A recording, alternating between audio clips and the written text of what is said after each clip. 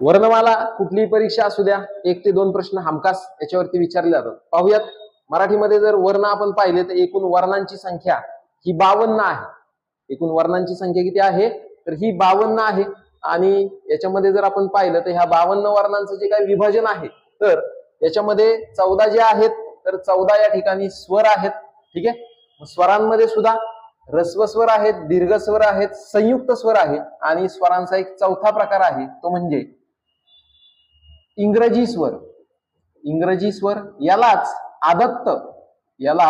आदत्त असे म्हटलं जातं.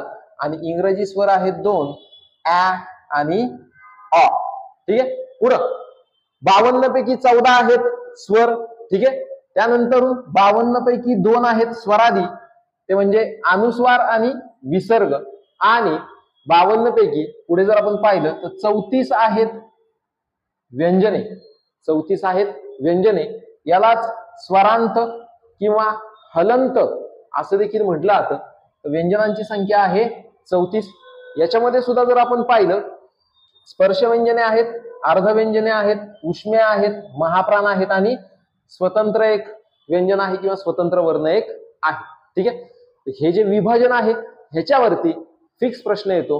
पुन्हा एकदा सांगतो, मराठी वर्णमालेमध्ये 52 वर्ण आहेत, त्यापैकी 14 स्वर आहेत, 2 स्वरादी आहेत, 34 व्यंजन आहेत आणि राहिलेली जी काय 2 आहेत तर ही आहेत विशेष संयुक्त